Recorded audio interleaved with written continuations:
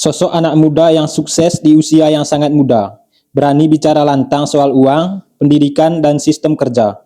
Timothy Ronald. Belakangan ini namanya lagi ramai dibicarakan. Bukan lagi soal kripto atau edukasi keuangan, tapi terkait dengan sebuah kasus hukum. Pertanyaannya bukan hanya apakah Timothy salah, tapi juga apakah ini murni kasus hukum atau adakah sesuatu yang lebih besar di baliknya? Di video ini kita akan bahas beberapa hal penting yang menjadi pertanyaan banyak orang mengenai siapa sebenarnya Timothy Ronald dan mengapa dia dianggap mengganggu oleh sebagian pihak. Dan apa fakta dasar dari kasus hukum yang menjerat namanya.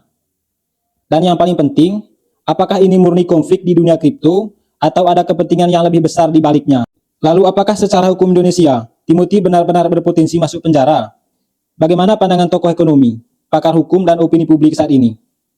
Dan pelajaran penting apa yang bisa kita ambil dari sosok Timothy Ronald? Tonton sampai akhir karena kesimpulan tidak hitam putih.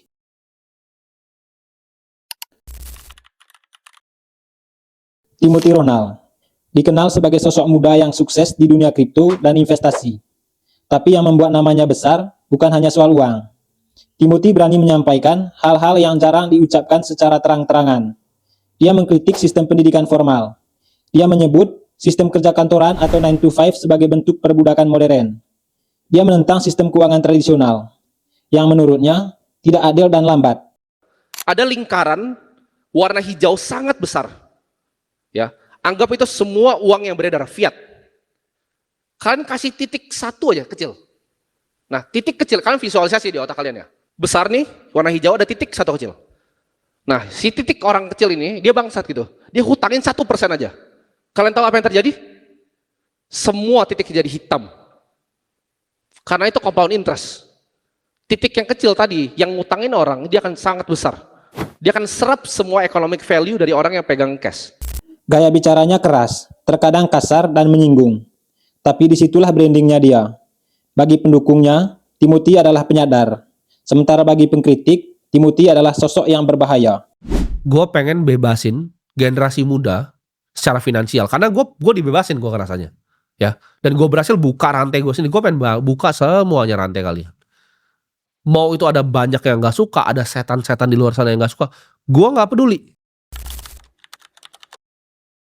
Di sini, penting untuk kita garis bawahi satu hal, bahwa sampai hari ini, kasus yang menjerat Timothy Ronald masih berada di tahap pemeriksaan laporan, sebagai langkah awal dalam proses hukum. Artinya, belum ada putusan bersalah. Dapat kami jelaskan, untuk laporan yang dilaporkan oleh pelapor inisial Y ini, tanggal 9 Januari kemarin, dari pihak Ditreskrimber Polda Metro Jaya telah melakukan pemeriksaan terhadap pelapor. Mari kita telusuri dari awal. Kasus ini bermula saat adanya postingan di media sosial oleh sebuah akun anonim yang menunjukkan adanya bukti dugaan penipuan yang dilakukan di platform Akademi Kripto, kelas online milik Timothy Ronald. Postingannya menuai banyak pro dan kontra, dan banyak yang bertanya, siapa sebenarnya sosok di balik akun misterius itu. Tapi di sini kita tidak sedang mencari tahu siapa sosoknya.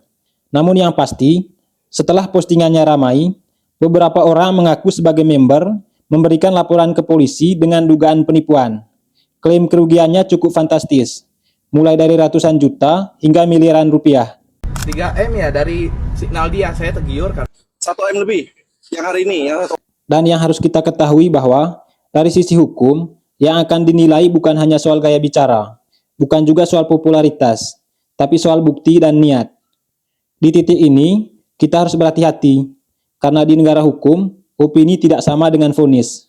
Sekarang kita masuk ke pertanyaan yang paling sensitif. Apakah ini murni kasus di dunia kripto? Atau ada pihak-pihak tertentu yang merasa terganggu dengan narasi yang terus dibangun Timothy?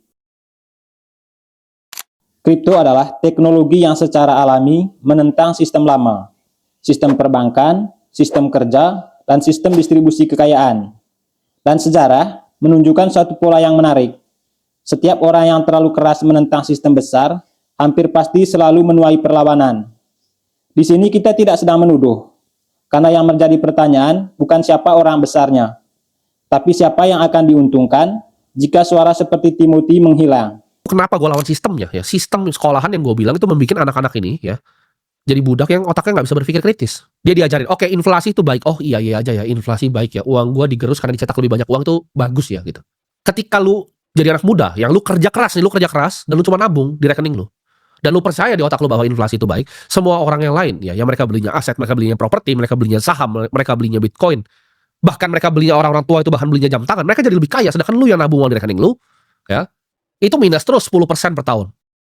Di luar negeri, kita mengenal yang namanya Julian Assange, pendiri Wikileaks yang selalu membocorkan banyak informasi sensitif tentang kekuasaan global. Pertanyaannya, apakah dia sempurna? Tentu tidak. Dan apakah dia tanpa kesalahan? Pasti juga tidak. Tapi satu hal yang jelas, dia terlalu berisik bagi sistem yang selama ini nyaman.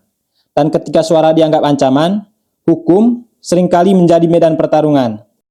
Tentu yang menjadi pertanyaan kita adalah, apakah Timothy dianggap terlalu berisik, sama seperti Julian Assange? Dalam hukum Indonesia, potensi pidana tidak ditentukan oleh opini publik. Tangkap Timothy. Yang dinilai adalah, ada atau tidaknya niat jahat, ada atau tidaknya kerugian nyata, dan ada atau tidaknya pelanggaran hukum. Jika terbukti ada penguasaan dana dan janji keuntungan yang menyesatkan, maka potensi pidana bisa muncul. Namun jika yang terjadi adalah edukasi, opini, dan tidak ada pengelolaan dana secara langsung, maka posisi hukumnya menjadi berbeda, karena hukum bekerja di ruang bukti, bukan di ruang emosi. Karena di sini kami punya bukti ya, bahwa mereka katanya punya hit rate 90%. Oh, itu ada tuh statement itu? Ada statementnya di website. Oke. Tinggal nyontek dan ikuti. Jadi berarti kan kalau statementnya 90%, harusnya mayoritas member untung dong. Ternyata enggak. Ternyata malah banyak yang rugi 90%. Jadi penipuan itu kalau memang yang dituju menerima uang sebagai imbalan, ternyata produk yang dikasih itu adalah tidak sesuai dengan yang dijanjikan, tumbang barang. Ya, dalam kasus Timothy dia hanya ngajar kelas, ya, dia tidak menjual Bitcoin. Pertanyaannya, apakah Timothy hanya pengajar atau terlibat dalam pengelolaan dana dan janji keuntungan? Jawabannya ada di ruang bukti.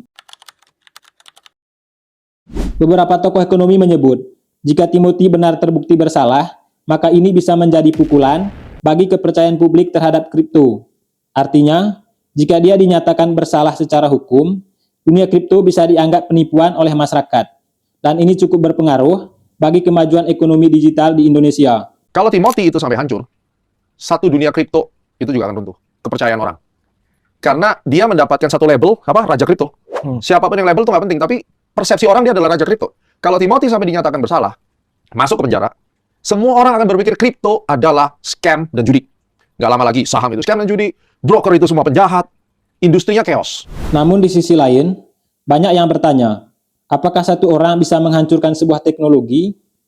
Dan di sisi hukum, para pakar mengingatkan satu hal penting. Hukum tidak tunduk pada popularitas. Siapapun dan sekaya apapun tetap harus bertanggung jawab jika melanggar hukum. Kita kan orang biasa, Bang. Terus ya power lah. Pasti takut gitu, Bang. Di media sosial, opini publik terbelah.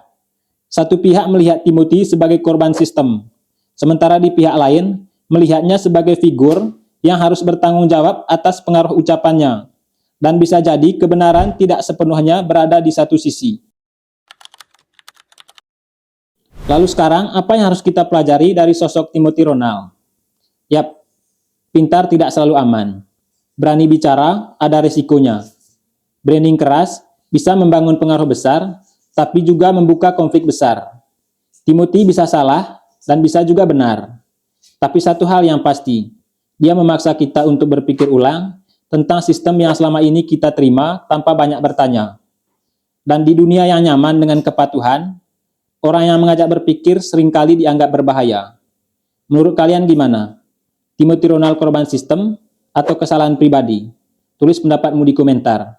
Kita diskusi dengan pikiran ya, bukan emosi.